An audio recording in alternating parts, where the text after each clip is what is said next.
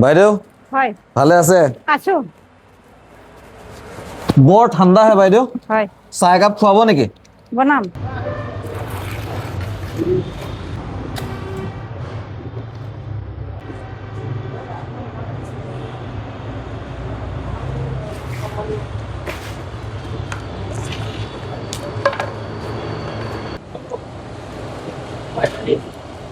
ৰ'ব বাইদেউ, এতিয়া এই ধৰণে প্লাষ্টিকেৰে জুই নজ্বলাব।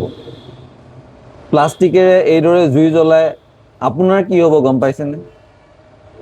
এই পৰিৱেশৰ কি হ'ব আপুনি বুজি পাইছেনে? আমিতো নাজানো নহয় প্লাষ্টিকেৰে জুই জ্বলালে কি হ'ব প্লাষ্টিকেৰে জুই জ্বলোৱাৰ ফলত হোৱা বিপদসমূহ হ'ল। Welcome to world progressive news. আজি আমি কি দেখিলোঁ? গাঁৱৰ মানুহে জুই ধৰিবলৈ সহজতে পোৱা প্লাষ্টিক ব্যৱহাৰ কৰে। আগতে কেৰাচিন ব্যৱহাৰ কৰিছিল, এতিয়া সহজে জুইকুৰা জ্বলাবৰ বাবে প্লাষ্টিক ব্যৱহাৰ কৰিবলৈ আৰম্ভ কৰিছে।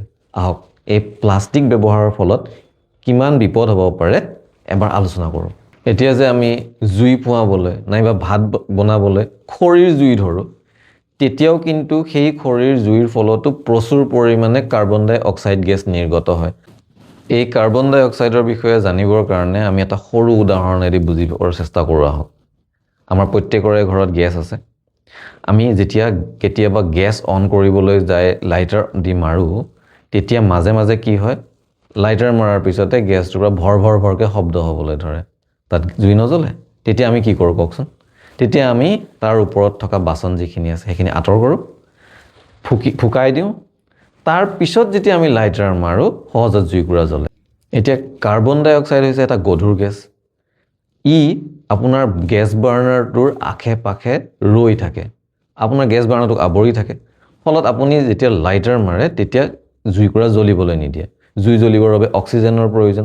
এতিয়া আপুনি যে এই ফুকাই দিলে, ইয়াৰ ফলত আপোনাৰ কাৰ্বন ডাই অক্সাইডখিনি আঁতৰি গ'ল, তাৰ ঠাই অক্সিজেনে ল'লে। এইবাৰ আপুনি যেতিয়া লাইটাৰ মাৰিলে তেতিয়া আপোনাৰ জুইকুৰা জ্বলি উঠিল। এতিয়া যে আমি জুই ফুৱাবলৈ নাইবা ভাত বনাবলৈ খৰিৰ জুই ধৰোঁ, তেতিয়াও কিন্তু সেই খৰিৰ জুইৰ ফলতো প্ৰচুৰ পৰিমাণে কাৰ্বন ডাই অক্সাইড গেছ নিৰ্গত হয় আৰু ই চাৰিওফালে একেই ধৰণে আৱৰি ৰাখে। এতিয়া যেতিয়া আপুনি প্লাষ্টিকেৰে খৰি জ্বলাবলৈ যাব, তাৰ পৰা উৎপন্ন হ'ব কাৰ্বন মনক্সাইড। এই কাৰ্বন মনক্সাইড এটা বিষাক্ত গেছ আৰু যেতিয়া আপোনাৰ ইয়াত অক্সিজেনৰ ছাপ্লাই কম হ'ব, তেতিয়া এই কাৰ্বন মনক্সাইড কনভাৰ্ট হয় কাৰ্বন টেট্ৰা মনক্সাইডলৈ, যিটো আৰু বিষাক্ত গেছ। এতিয়া এই কাৰ্বন মনক্সাইড আৰু কাৰ্বন টেট্ৰা মনক্সাইড যেতিয়া আপুনি উশাহত সেৱন কৰিবলৈ ধৰিব, ইয়াৰ ফলত আপোনাৰ শ্বাসতন্ত্ৰৰ কি কি সাংঘাতিক বেমাৰ হ'ব পাৰে আপুনি কল্পনাও কৰিব নোৱাৰে। ইয়াৰ লগতে আৰু কেইবিধমান বিষাক্ত গেছ উৎপন্ন হয়, যেনে আপোনাৰ ছালফিউৰিক ডাই অক্সাইড, নাইট্ৰজেন অক্সাইড। এই দুবিধ গেছ পৰিৱেশৰ লগত মিলিত হৈ এচিড বৰষুণ হোৱাব পাৰে আৰু লগতে আপোনাৰ শ্বাস প্ৰশ্বাসজনিত সমস্যাৰ সৃষ্টি কৰিব পাৰে। আৰু লগতে ভলেটাইল অৰ্গেনিক কম্পাউণ্ড চমুকে VOCও ইয়াৰ পৰা নিৰ্গত হয়। এই VOCয়ে আপোনাৰ ৰেছপিৰেটৰী ছিষ্টেম, নাৰ্ভাছ ছিষ্টেম সম্পূৰ্ণ ডেমেজ কৰিব পাৰে। এতিয়া তাৰ ফলত আপোনাৰ বিভিন্ন ধৰণৰ বেমাৰ হ'ব পাৰে, যেনে এষ্টেমা, কেঞ্চাৰ, নাৰ্ভাছ ছিষ্টেম ডেমেজ, মানে আপোনাৰ এতিয়া চুলে আপোনাৰ চেঞ্চেছবিলাক কমিব।